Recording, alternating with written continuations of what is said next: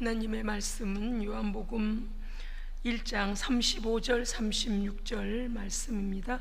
또 이튿날 요한이 자기 제자 중 두 사람과 함께 섰다가 예수께서 건의심을 보고 말하되 보라 하나님의 어린 양이로다. 아멘. 성대가 늘 이래서 죄송합니다. 성할 날이 없습니다. 세례 요한이 예수님을 29절에서 또 그렇게 고백을 했죠. 보라 세상 죄를 지고 가는 하나님의 어린 양이로다 라고 했는데, 오늘 35절에도 보면 이튿날 요한이 자기 제자 중 두 사람과 함께 서 있다가 자기 제자들에게 말합니다. 36절에 예수께서 건의심을 보고 말하되 보라 하나님의 어린 양이로다. 아멘. 왜 그랬을까요? 왜 그랬을까요? 소개하고 있는 거죠.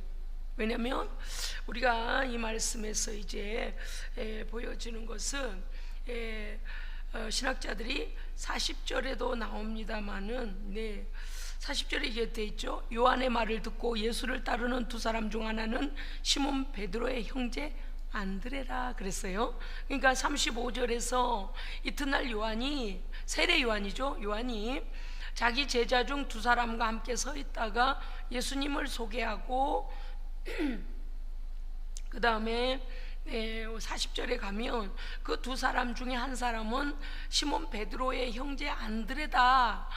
그런데 40절에 가면 요한의 말을 듣고 예수를 따르는 두 사람 중에 하나는 시몬 베드로, 그리고서 나중에 가면 사도 요한입니다. 그러니까 안드레와 요한이죠.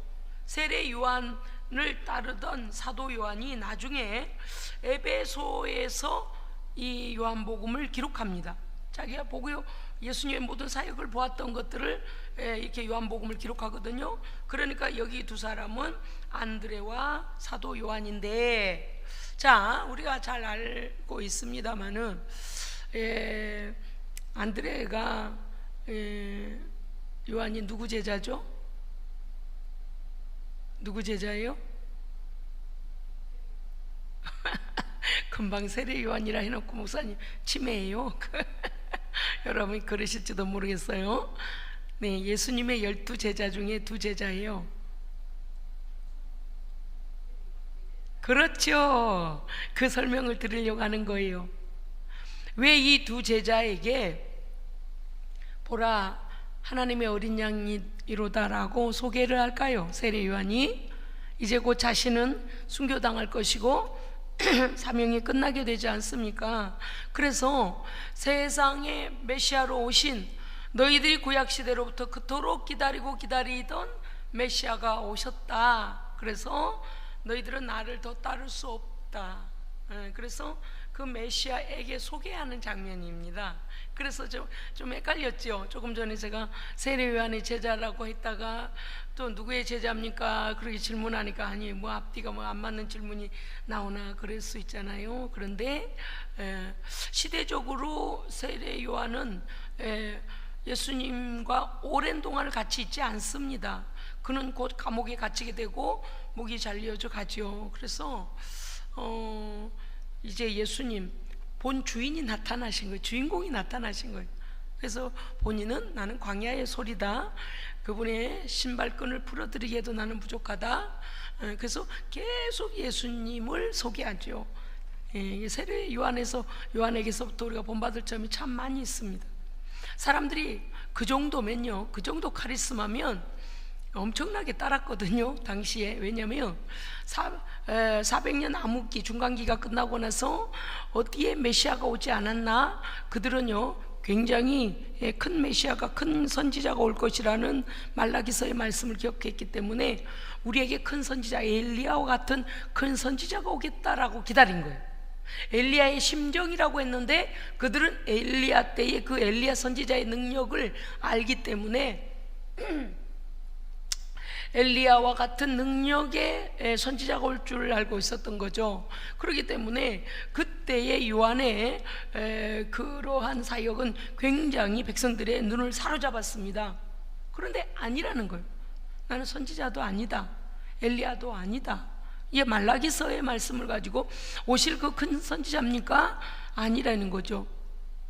내 뒤에 오시는 이는 나보다 먼저 계셨다. 그러니까 야, 이게 또 무슨 소리야?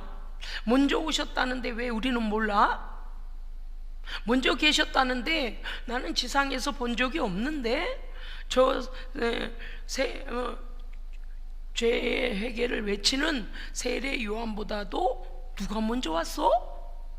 400년 암흑기였다니까요, 중간기에. 그런데 그들이 아무리 눈을 씻고 봐도 선지자로 보인 사람이 없었는데 나보다 먼저 계신 분이라는 거예요, 세례 요한이. 그러니까 이들이 세례 요한의 말을 이해할 수가 없었던 것입니다. 그래서 모든 그들의 관심이 세례 요한에게 집중되었지만 세례 요한은 한치의 오차도 없이 예수님만을 증언합니다. 아멘. 말씀이신 그리스도, 빛이신 그리스도, 생명이신 그리스도, 하나님의 아들이신 그리스도, 나보다 먼저 계신 그리스도, 그 다음에요 세상 죄를 지고 가는 하나님의 어린 양으로서 성육신하신 그리스도. 아멘. 기회가 될 때마다 세례 요한은 계속 예수님만 증거해요. 제가 그런 생각이 들었어요. 뭐를 어쩌고 저쩌고 해봐도 복음 진리만큼 명확한 게 없습니다. 예. 웃기고 울리고를 다 해도 예수 빠지면 생명 없는 그냥 연설에 불과해요. 그런데 좀 더듬거리기도 하고 뭐 좀 그래도 진리 예수만을 전하는 것이 복음입니다. 왜냐하면 예수가 드러나야 되거든요. 예수가 드러나야 돼요. 예수의 그 어떤 것도 우리에게는 구원의 이름을 주신 적이 없습니다. 세례 요한을 본받고 싶은 게 뭔가 하면 목숨이 끊어져도 그 칼날 앞에서도 왕의 칼날 앞에서도 그들이 범죄한 것은 그냥 왕일지라도 말해버리는 거예요. 왜냐하면 자기의 사명이 메시아를 증거하는 일이기 때문이죠. 오늘 이 말씀은 29절에도 이미 나와 있습니다. 여러분 29절 1장 29절 읽어 주십시오. 시작.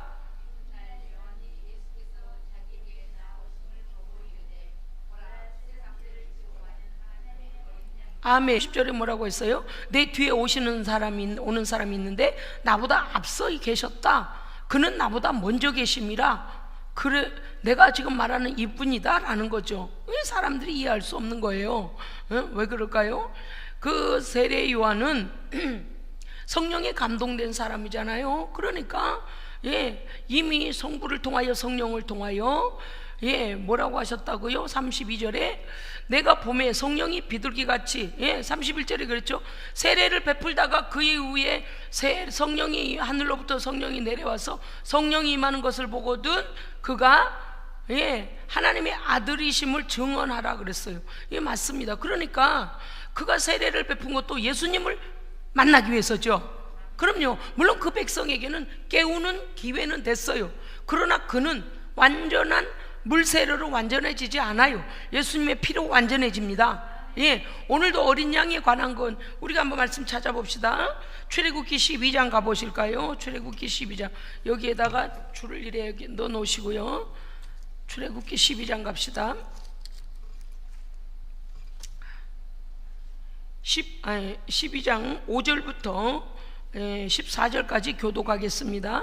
출애굽기 12장 5절부터 14절까지 교독하시겠습니다.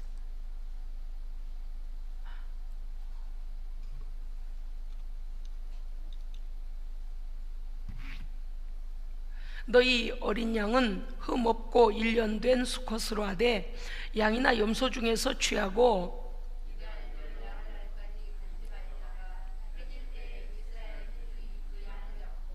그 피를 양을 먹을 집 좌우 문설주와 임방에 바르고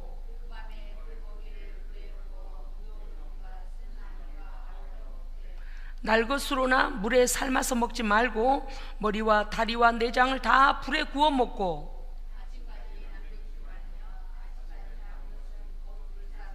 너희는 그것을 이렇게 먹을지니 허리에 띠를 띠고 발에 신을 신고 손에 지팡이를 잡고 급히 먹으라. 이것이 여호와의 유월절이니라.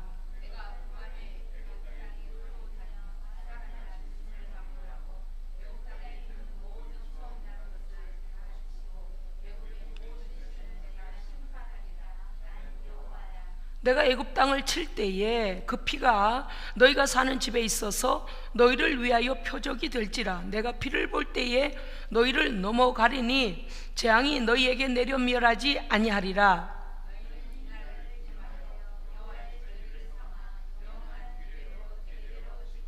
할렐루야, 아멘. 우리 예수님께서 유월절 어린 양 되심을 출애굽기에서 이미 역사 속에서 이 유대인들은 이미 경험했고, 경험한 역사는 계속 그들에게 전승되어지고 있죠. 이 유월절은 사람이 만든 것이 아니고요, 하나님께서 직접 명령하셨습니다. 애굽의 모든 신들을 다 재앙으로 쳐버리실 때에 양이 먼저 죽습니다. 그 이스라엘 백성들에게 죽음의 신이 가서 다 쳐야 되는데, 장자를 치고 첫 새끼도 치고 다 칠 때에 그 어린 양이 먼저 그 백성보다 먼저 죽어서 어떻게 돼요? 여기 이미 죽었습니다. 우리는 이미 양이 먼저 죽었으니 넘어가는 거예요. 넘어가는 거. 이게 하나님의 법입니다. 하나님의 법이에요. 그러니까 예수 그리스도께서 우리의 죄로 말미암아 우리는 구원받을 길도 없고 살아날 길도 없고 그 저주로부터 나올 길이 없는데, 하나님께서 어린 양의 피를 믿으면 우리의 마음과 임방에 바르시고, 아멘. 그래서 넘어가 주시는 거예요. 내 아들의 피가 있구나, 내 아들이 널 위해 죽었구나. 근데 반드시 거기에는 뭐가 있어요? 믿음이 있어야 돼요. 받아들이는 자, 피를 바르는 자에게 유효하지. 에이, 뭐 되겠어? 예수의 피가 예수를 믿는다고 죄가 없어지겠어? 나는 이전에 돈을 1억을 훔쳤는데, 아니 나는 이전에 어떤 죄를 지었는데 라고 자기 스스로가 자기를 정죄하면서 예수는 예수가 죽은 거고 나는 안 돼? 이렇게 한다면, 받아들이지 않으면 그 문설주예요. 피를 바르지, 양의 피를 먼저 발라놓지 않으면 여지없이 죽음의 사자 가서 그 집 장자를 죽이는 거예요. 그러니까 말씀을 믿고 받아들여야 됩니다. 말씀을 믿고 어떻게 해야 돼요? 순종하고 피를 발라야 돼요. 예수를 믿는다는 것은 예수 그리스도를 내 마음속에 구주로 영접하는 것이고, 내 죄를 십자가 앞에 몽땅 드리는 거예요. 폴 워셔 목사님이요, 제가 요새 계속 이제 책으로 읽다가 그분 설교를 동영상으로 아주 짧게 조금씩 나오더만요. 그런데 그 폴 워셔 목사님 그래요. 여러분이 하나님 앞에 충성을 하면 얼마나 하며, 여러분이 하나님 앞에 의롭게 살면 얼마나 삽니까?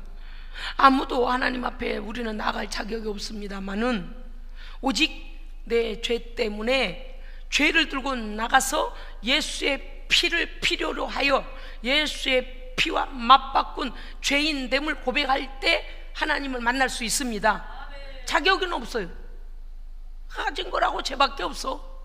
가진 거라고는 죄밖에 없어. 그런데도 그 죄인을 위해 예수께서 죽으심을 믿으면 그 피가 우리의 양심을 자유케 하시고요, 우리의 죄를 씻어주시고요, 죄 없다 여겨주시는 거예요. 그러니까 여러분, 오늘도 하나님의 성전에 예배드리러 오실 때 아이고 찔려라, 내가 원하는 대로 되지가 않고 내가 이렇게 죄짓고 저렇게 금방 하나님께 감사했다, 금방 불평했다가 금방 또 믿었다가 금방 의심했다. 나는 엉망진창이야. 엉망진창이니까 예수가 필요하죠. 맞아요. 그래도 이제 계속하면 안 돼요. 성숙해 가긴 해야 돼요. 그렇지만 우리가 정죄당하고 그 죄로부터 자유함을 누리지 못한다는 것은 곧 불신앙입니다. 불신앙은 곧 뭐와 같은가 하면요, 자기 집 문선주에다가 양의 피를 바르지 않은 사람하고 똑같은 거예요. 여러분의 양심의 문에 예수의 피를 바르셨습니까? 아멘. 우리의 영혼과 육체와 우리의 삶의 인생 전체에 예수의 피를 머리부터 발끝까지 바르시고 뿌리시고 담그시기 바랍니다. 그래야 죽음 아니라 저주도 손대지 못하고 넘어가 버리는 거예요. 왜? 예수의 피를 보고 가버리는 거예요. 왜? 죄값 치렀네? 여기는 죄값이 먼저 치러졌네? 그래서 양이 먼저 죽지 않습니까? 오늘요. 잠깐 또 봅시다요. 출애굽기 12장 21절부터 25절까지 좀만 더 읽읍시다. 21절부터 25절까지요. 모세가 이스라엘 모든 장로를 불러서 그들에게 이르되 너희는 나가서 너희의 가족대로 어린 양을 택하여 유월절 양으로 잡고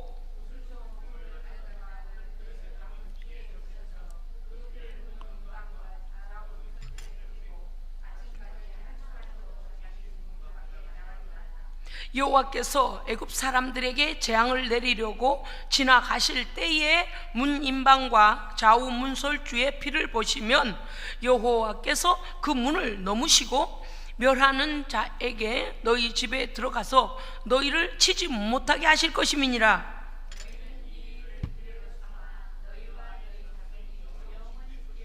25절 함께 읽겠습니다. 너희는 여호와께서 허락하신 대로 너희에게 주시는 땅에 이를 때에 이 예식을 지킬 것이라. 할렐루야. 아멘.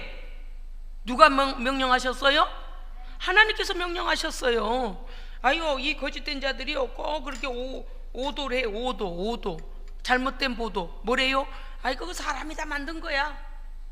하나님 직접 하셨다니까요. 왜 그렇습니까요?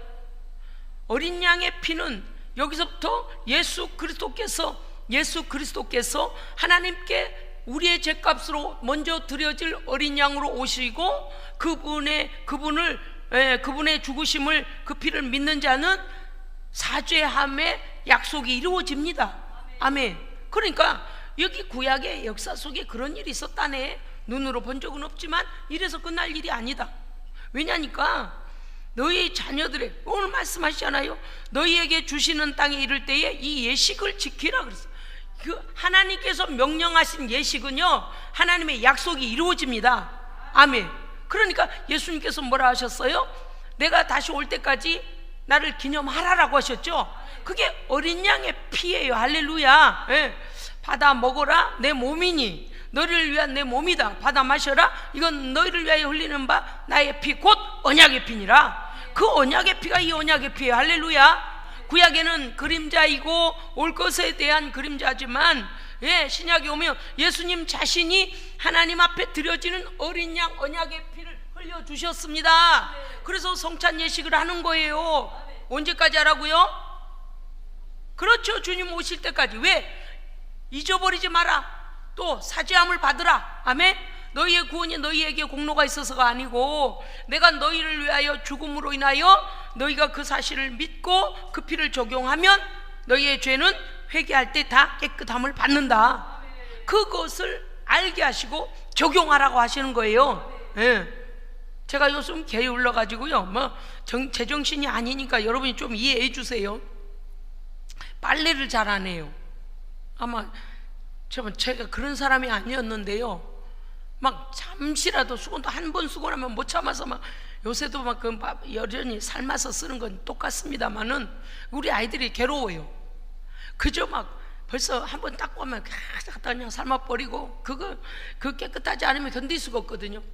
근데 이게 말이죠, 별로 세탁을 잘 안 해요. 제가 지나가다 냄새나도 놀라지 마세요. 세탁 잘 안 해요. 왜냐하면 제가 너무 깔끔을 떨었다는 생각을 이제 하게 됐어요. 어깨가 빠지도록 아팠고 모든 것이 너무 민감해가지고 요만큼만 냄새가 나면 참을 수가 없는 거예요. 그래서 막 그런데 이제 교회 올 때 씻어요. 교회 올 때 씻고요. 그래도 교회 올 때는 샤워하고 오니까 걱정하지 마세요. 그래도 머리도 안 씻고 올 때도 있고요. 제가 그랬잖아요. 머리카락이 몇 개 안 남아가지고 이제 단도리를 해야 되겠는데 막 빠지는 걸 어떡하겠어요. 할 수 없지. 뭐 좀 마음이 편해지면 하나님께서 회복시켜 주시겠죠. 할렐루야. 급 스트레스로 인한 아주 건강에 문제가 오고 있다고 그래서 될 수 있으면 그냥 하나님 앞에 매달려 기도하고 즐겁게 살려고는 합니다만은 어쨌든 뭐 사건은 사건이니까요. 제가 좀 그렇습니다 요새. 그런데 우리가 세척을 하지 않고 집에다 두면은요, 특히 이런 장마철에 말이죠, 비 맞고 오고 땀난 옷들을 세척하지 않고 옷을 쌓아도 보세요. 어때요? 냄새 나요? 쉰내 나요? 그 다음에 썩은 내 나요? 곰팡이 나요? 그죠? 그런 거예요. 그러니까 왜 예수님의 피를 그렇게 주님 오실 때까지 나를 기념하라 하셨을까요? 죄는 묵혀두면 거기서 이자가 붙는 게 아니고, 죄는요 묵혀두면 뭐가 생겨요? 이가 아니고요, 벼루가 아니고요, 마귀가 딱 견고한 진을 만들어요. 아주 그거 못됐다니까요.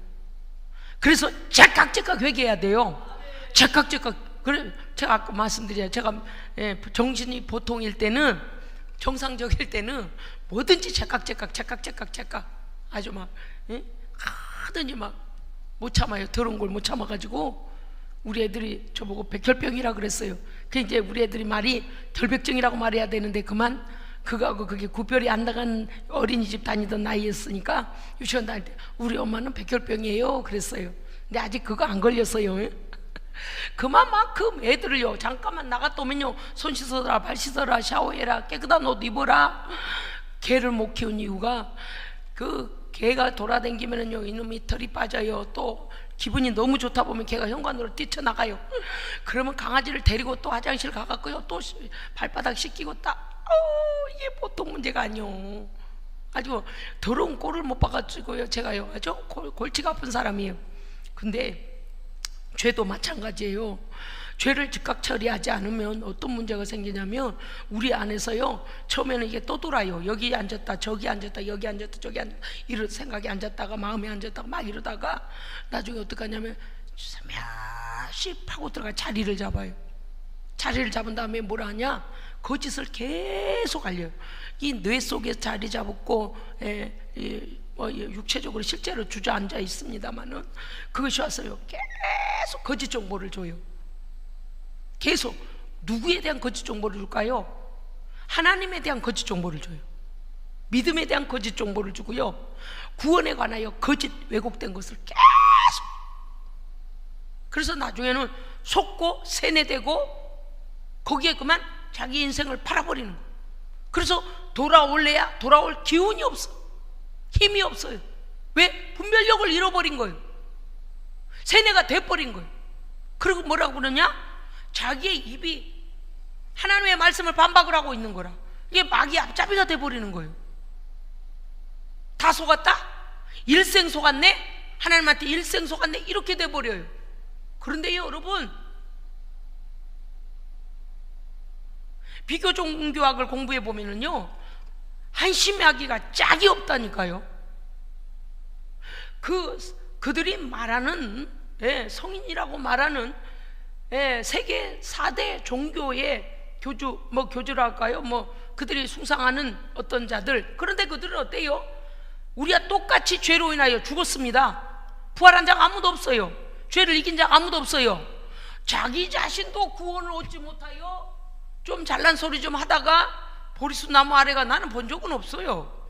보리수 나무 앞에 앉아 있었는지 살구나무 아래에 있는지 나는 모르겠습니다만은 거기서 생로병사에 대해서 얘기하고 헛것 다 병들어 죽더라 그 얘기한 거예요. 왕궁의 왕자로 태어났으니까 누군들 안 그래. 조금 더 생각하고 조금 더 그런 얘기한 것 뿐이지, 그 자신도 죄에 대하여서는 원죄와 자범죄로 인하여 죄값으로 죽었습니다. 부활한 자들 없어요. 좀 훌륭한 말 좀 했다고 해서 종교의 시초가 될 수는 없어요. 즉 신으로서 추앙받을 이유는 전혀 없다 그 말이에요. 결국엔 그 종교를 하나의 사람을 묶는 역할을 하게 만들어요. 마귀가 쓰는 거예요. 어떤 종교는요 사람을 태워서 갖다 주기까지 해요. 어떤 종교는요 하여간 희한한 종교가 다 있어. 그런데 왜 그거 이상의 고등의 뇌를 가진 인간이 그런 유치한 짓을 하고 있는지 모르겠어요. 인도에 신이 얼마나 많은 줄 아세요? 기가 막혀 말이 안 나와. 일본은 또 신이 얼마나 많아요. 미친 거 아니에요? 그런 잡다한 모든 데다 이름을 다 붙여버리면 도대체 그들은 무서워서 벌벌 떨려 어떻게 살까? 그 모든 자기들이 말하는 잡신들한테 심사받아야 될 거 아니에요. 안 그러겠어요? 이렇게 하면 이쪽 신이 화를 내고 저쪽으로 이렇게 하면 저쪽 신이 화를 내고, 또 그들은요 날마다 자기의 쾌락을 쫓으면서도 그 신 앞에다가 밥 한 숟갈 놓으면 이해해 준다고 생각할 신도 있어요. 아이 그래요, 우리가 엉망이라니까요. 또 어떤 사람은요 그 신이 그걸 좋아한다고 주장하는 사람도 있어요. 절대 거짓에 속으면 안 됩니다. 하나님은 거룩하시고요, 예수님은 거룩하신 분이에요. 하여간 기독교는 거룩입니다. 거룩을 빼고서 죄를 말하지 않고, 거룩을 빼고서 무슨 복 받는 길 말하고, 무슨 서로 좋은 교제나 말하고, 뭐 화목하게 지내는 거 뭐하게? 구원받지 못하고 화목하면 뭐하게요? 구원받지 못하고 쾌락을 누리면 뭐하게요? 절대 없습니다. 간음하고 천국 간 자는 아무도 없습니다. 이거는 절대 알아야 돼요. 제가 조금 전에도 말씀드렸습니다. 폴 오셔 목사님이 그랬어요. 많은 신학자들한테 엄청난 영향력을 주는 아주 순수한 목회자인데, 자기 아내가 그랬다는 거 아니에요. 미국의 14세 이상의 남자들만 트럭에 타봐라 그러면 별로 없을 거라고. 난 충격을 먹었어요. 아시아든 유럽이든 지금 동성애가 너무 퍼져가지고, 늙은이나 젊은이나 중간 나이나, 어떤 사람은 양성애자도 있어. 겉으로는 가정을 가진 것 같은데 그냥 형식적으로는 가정이 있는데, 그게 뭐예요? 그까짓 게 뭐라고 그걸 신으로 여겨? 여러분 그 생각 안 들으세요? 그 사람 머릿속에는 오직 성애기밖에 없어. 동물이야 동물. 좋은 말로 하니까 동물이지, 짐승이지 짐승. 그러니까 계시록에 짐승 나오잖아요. 음녀 나오잖아요. 그거에 사로잡히면은요 밤낮 그거밖에 추구를 안 해. 마약 처먹고 그거밖에 추구를 안 해요. 정신이 나가버려. 그거 안 먹으면요, 이 그냥 뭐 이거 뭐요? 이거 무슨 증세라 그러나? 금단 증세가 온대요. 제가 조금 전에 예배드려 오기 전에 어떤 목사님이 간증을 하는 거를 이제 제가 이게 가방을 싸고 준비하면서 잠깐 들었어요. 마약을 17살부터 손을 댔대요. 동네 형들이 줬대요. 근데 기분이 좋아지더라는 거예요. 용기가 생기더라. 자기 집 너무 가난해서 항상 주눅 들었었는데 형들이 준 거 먹었더니 그냥 막 없는 어디 그게 배짱이 생긴지 막 그렇게 되더래요. 어쨌든 저쨌든 그러다가 뒷골목 사람 된 거예요. 어째저째해서 아내가 교회를 다니기 시작한 거예요. 그래서 본인도 교회를 다닌 거예요. 왜냐니까 아내가 감옥에 들어가 있는 남편을 위해서 탄원서를 쓴 줄 알았더니 고소를 했더래요. 엄청 배신감 느꼈겠죠. 뭐라고 했냐니까, 재판장님, 우리 남편은 풀어주면 나와서 마약을 안 한 적이 없습니다. 거기서 아무리 반성문을 많이 쓰고 아무리 거기서는 감옥 안에서는 안 주니까요. 그래서 세 사람이 된 듯한데 풀어놓기만 하면 바로 마약을 손을 대니 이거를 참조해 주십시오. 그거 뭐겠어요? 거기다 더 가둬놔 주세요, 그런 뜻이겠죠. 그래서 이 남편이 너무 성질이 났대요. 이 마누라가 빨리 꺼내달라고 탄원서 써서 올려달라 하니까 나를 갖다가 대려 재판장한테 이렇게 해서 올렸다고 배신감을 느낀 거예요. 그래가지고요, 내용을 알고 나서 면회를 왔더라는 거예요.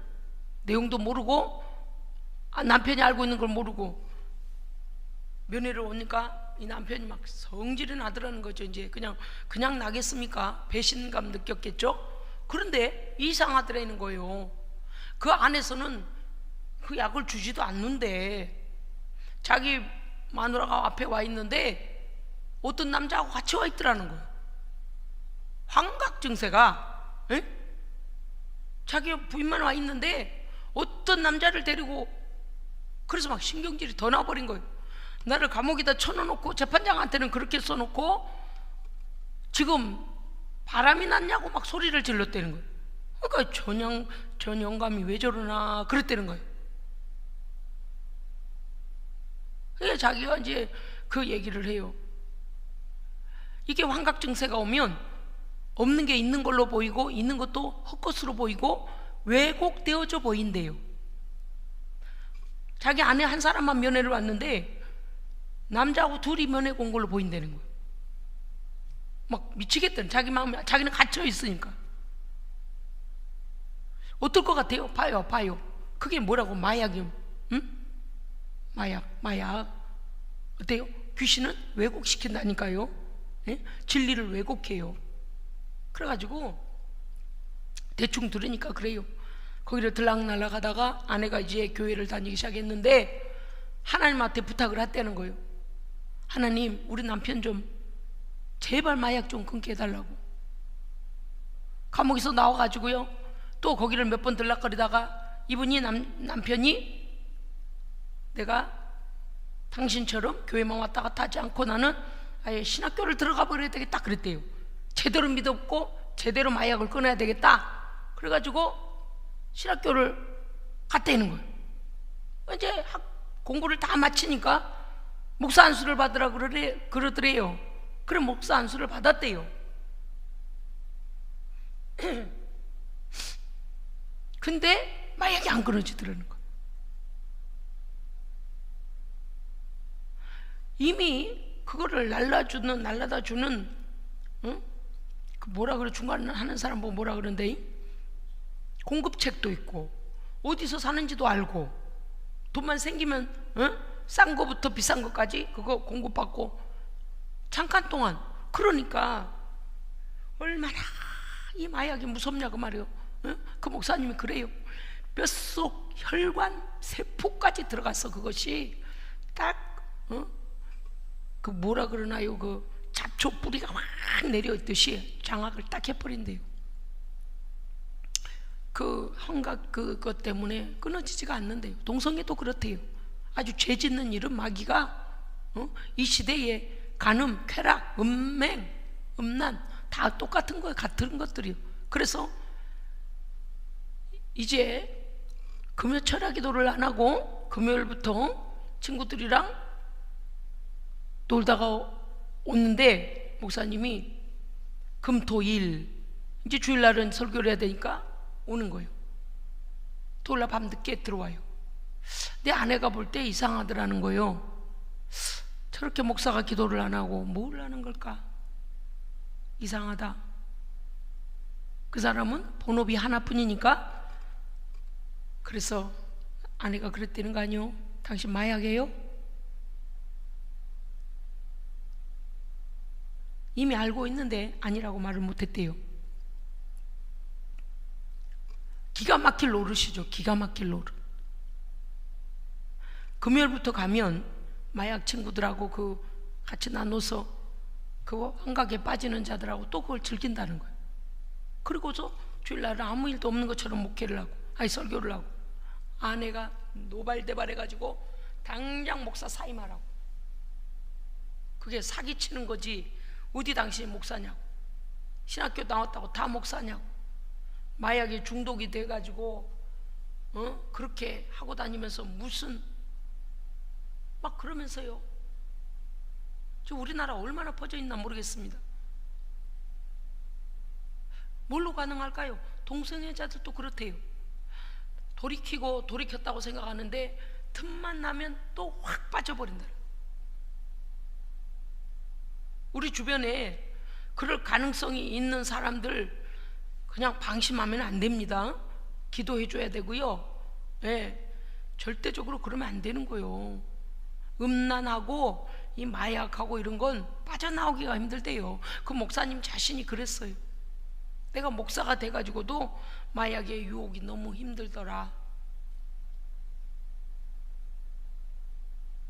무슨 말씀을 드리려고 하냐면요, 마약을 이기는 것도 예수 피밖에 없습니다. 동성애를 이기는 것도 예수 피밖에 없습니다. 큰일이에요. 그런데 예수의 피를 적용을 안 하려고 해. 그 죄에 빠져서 쾌락을 즐기는 걸 좋아라 해. 오늘 우리는 이 말씀을 자세히 봐야 돼요. 왜냐하면 21절부터 25절에 분명히 말씀하셨잖아요. 가족들 어린 양을 택하여 유월절 양을 잡아서 우슬초 묶음을 가져다 그릇에 담아 그 피를 적셔서 그 피를 문지방과 좌우 문설주에 뿌리고 아침까지 한 사람도 문 밖에 나가지 마라. 그 애굽 사람들에게는 재앙이 내리지만 너희는 지나가리라. 뭘 보고요? 문 인방 좌우 문설주의 피를 보면 여호와께서 그 문을 넘으시고, 할렐루야, 유월하시고 오버페이스 한다. 예수의 피를 안 바르니까 그 죄의 구덩이에서 못 나오는 거예요. 여러분요, 우리가 어둠 가운데 있을 때, 우리도 알지 못한 곳에 들어갔을 때, 우리도 알지 못하게 같이 그만 알고 나니까 저 악한이라는 놈들하고 같이 우리가 나도 모르게 그랬네. 그래서 어떻게 해야 돼요? 예수의 피를 적용해야 돼요. 예수의 보혈, 할렐루야. 예수의 보혈 붙잡아야 삽니다. 예수의 보혈 붙잡아야 다시 일어날 용기가 생겨요. 예수의 보혈만이 능력입니다. 그렇지 않으면 어떻게 돼요? 발을 뺄 수가 없어. 아까 말씀드렸잖아요. 주일날에 그분 말로 일요일에는 여전히 설교를 하고 있는데 사모님이 보고 당장 그만두라고, 생명 없는 설교 하지 말라고, 마약 먹고 와서 그 뭐한 짓이냐고 그랬다는 거예요. 그나마 거기는 사모님이 깨어있어. 참 희망 있잖아요. 그죠?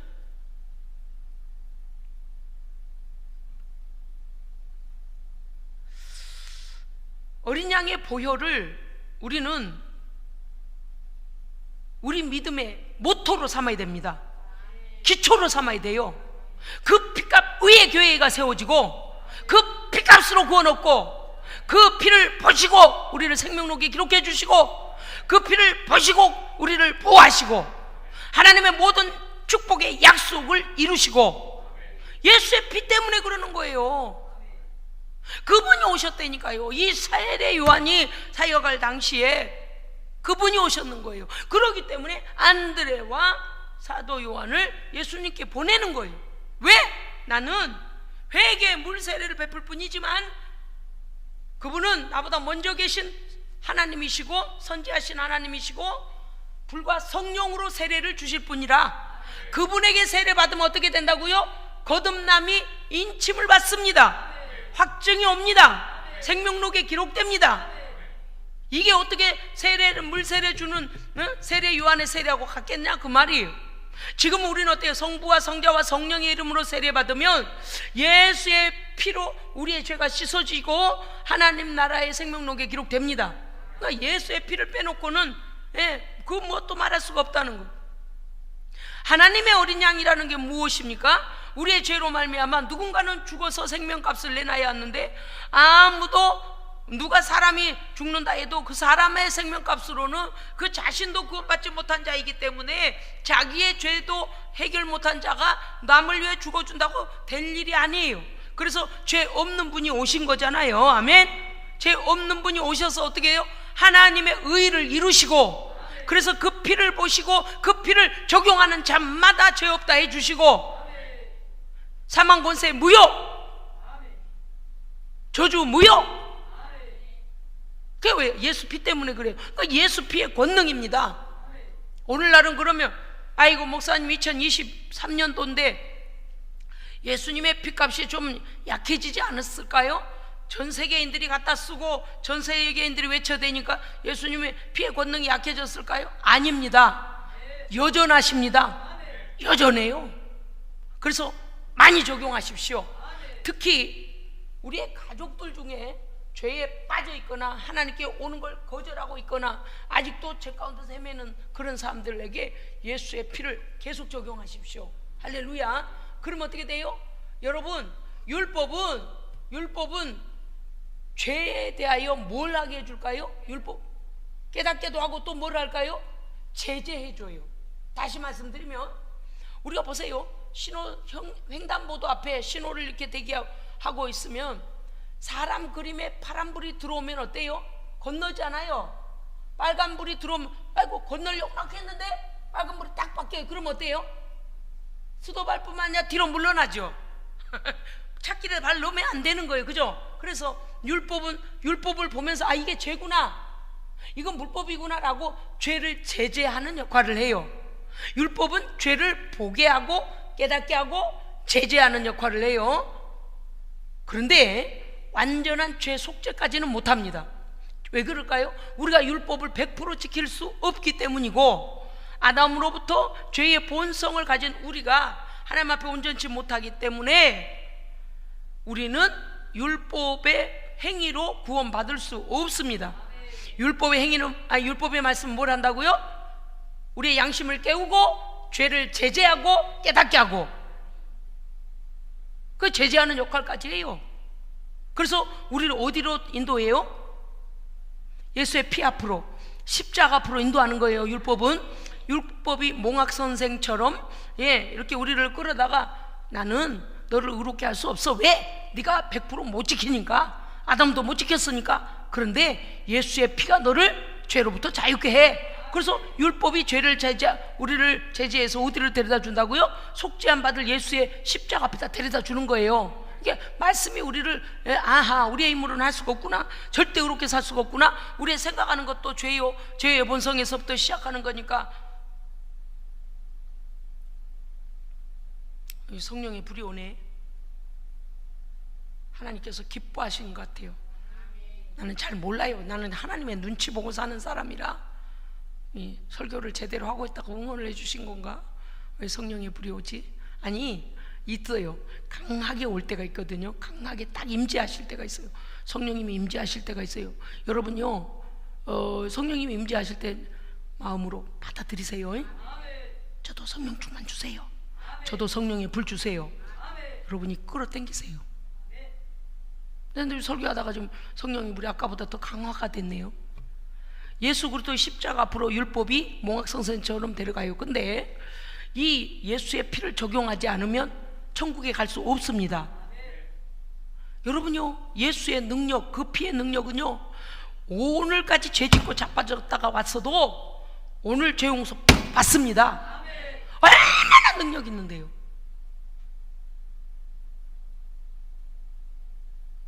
왜 이렇게 값진 예수님의 대속의 피를 왜 적용을 안 하고 죄만 좋다고 그런데 우리가 하나님과 멀어져 있는 사람들 위해 기도하면, 끝까지 기도하면 하나님께서 때가 되면 더 되돌리실 줄로 믿습니다.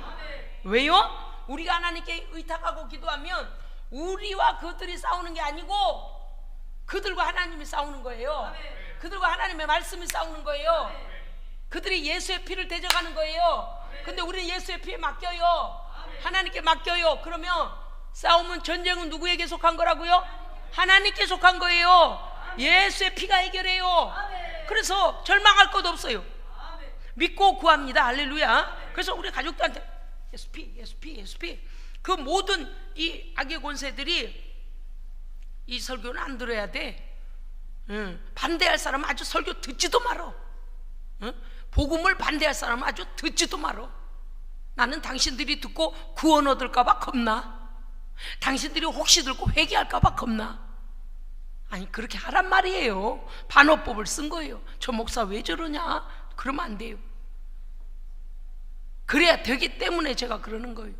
근데 이걸 올바로 받아들이면 마음이 정상적으로 돌아오는데, 거기서 반박을 해버리면 자기 죄가 쌓여 하나님께서 쳐요. 그럴 때는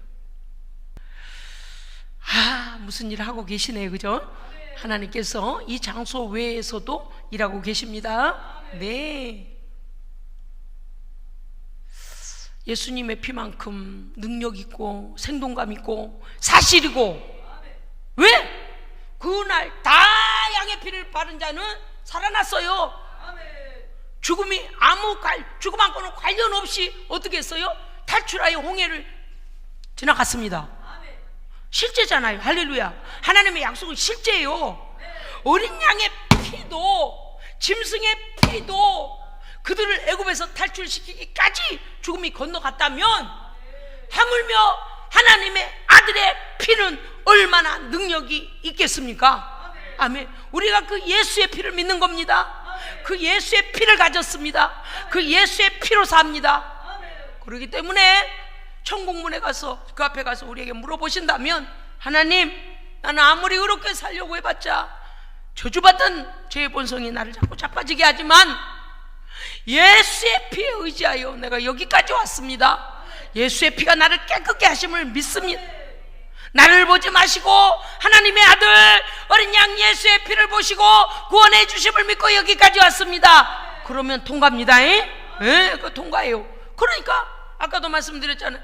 저 목사는 맨날 회개를 외친다. 나는 우리 성도들이 다 천국 가기 원해요. 그럼요. 그럼 아까 말씀드렸잖아요. 여름에 땀 흘리고 비에 젖고 하는 옷을 갖다가 쟁겨둬서 좋을 거 하나도 없다. 그 옷 곰팡이 나서 나중에 버려야 된다. 쉰내나 썩은 내나 곰팡이 피요. 죄는요, 묵히면 묵힐수록 죄의 종이 됩니다. 그러므로 어떻게 해야 된다고요? 죄는요,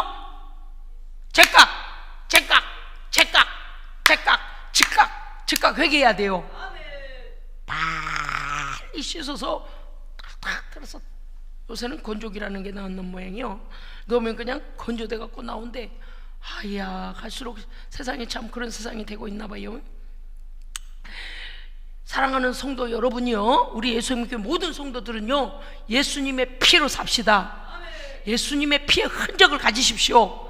그래서 마귀가 참수하지 못하게 어쩌고 저쩌고 하나님 앞에서 죄 좀 보래요, 제 옛날에 이런 죄 지었대요, 죄 좀 보래요, 죄 이랬대요 라고 들기를 뭐야, 우리를 갖다가 하나님 앞에 고소하려고 할 때마다, 야 이놈아, 너 안 보이냐? 내 아들 어린 양 예수의 피로 그가 회개하고 죄 씻어버린 거 삭제 안 보이냐? 할렐루야. 정죄당하지 마시고, 아멘. 예수님의 십자가의 그 능력을 믿고 용기 있게 나와서 어떤 죄든지 회개하고 마음을 새롭게 함으로 하나님 앞에 영광을 돌리는 예수의 피의 증거자들이 되시기를 주의 이름으로 축복합니다. 아멘. 기도하겠습니다. 하나님 감사합니다. 어린 양 예수의 피가 우리를 생명을 주셨고 모든 죄로부터 자유케 하실 뿐만 아니라 회개하면 깨끗게 해주시고 하나님의 말씀의 법을 따라 살게 하시고 믿음의 소망이 충만하게 하시니 참으로 감사드립니다. 아버지, 이 진리를 깨닫고 우리가 우리의 삶에 적용하겠사오니 예수의 피를 외치고 부르고 적용할 때마다 그 피의 능력으로 역사하여 주시옵시고 응답하여 주시옵소서. 내가 나사렛 예수의 이름으로 명하노니 우리 성도들에게 정죄감을 주고 죄에게 발묶고 자유케 하지 못하는 이 더러운 악한 영 죄의 모든 권세야 예수의 피로 명하노니 깨끗게 될지어다. 떠나갈지어다. 성도를 자유케 할지어다. 회개하는 영혼마다 자유케 될지어다. 성령의 불이 임할지어다. 지금은 우리 구주 예수 그리스도의 은혜와 하나님 아버지의 공의로우신 사랑하심과 성령의 인도 보하시고 역사하시고 불로 새롭게 하시고 능력 주시고 기름 부으심이 오늘 하나님의 말씀 어린 양 예수로 말미암아 나는 구원 얻었고 하나님의 백성이고 천국 백성이고 하나님의 권리와 축복을 받은 자로 살기로 결단하는 사랑하는 구원받은 백성들 머리머리 위에 이제로부터 영원토록 함께 계실지어다. 아멘.